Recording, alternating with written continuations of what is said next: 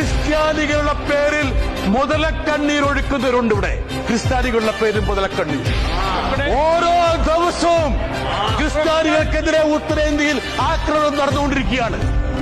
ഇന്നും ജബൽപൂരിൽ ക്രിസ്ത്യാനികൾക്കെതിരെ ആക്രമണം നടക്കുന്നു. കഴിഞ്ഞ വർഷം മാത്രം 700 ആക്രമണങ്ങളാണ് ക്രിസ്ത്യാനികൾക്കെതിരെ നടന്നത്. മണിപ്പൂരിൽ 200-ലേറെ പള്ളികളെ കത്തിച്ചു.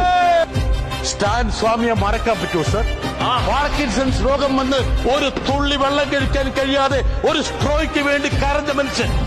ആ മനുഷ്യനെ നിങ്ങൾ ജയിലിലിട്ട് കൊന്നില്ലേ? ഗ്രഹാം സ്റ്റേറ്റ്സിനെ മറക്കാൻ പറ്റൂ? ചുട്ടുകൊന്നില്ലേ? മക്കളോടൊപ്പം ചുട്ടുകൊന്നില്ലേ? ഇപ്പോഴും ആക്രമണം നടക്കുകയല്ലേ ചെയ്യുന്നത് സർ? ബൈബിളിലൊരു കഥാപാത്രമുണ്ട് സർ, 30 വെള്ളിക്കാശിന് യേശു ക്രിസ്തുവിനെ ഒറ്റിക്കൊടുത്തത്. അങ്ങനെയുള്ള കഥാപാത്രങ്ങളാണ് ചിലരിവിടെ ഇരിക്കുന്ന ആൾക്കാർ. കഴിഞ്ഞ ദിവസം പുരുഷന്റെ പേരിലും ക്രിസ്ത്യാനി എന്ന് പറഞ്ഞ ആൾക്കാരുണ്ട്.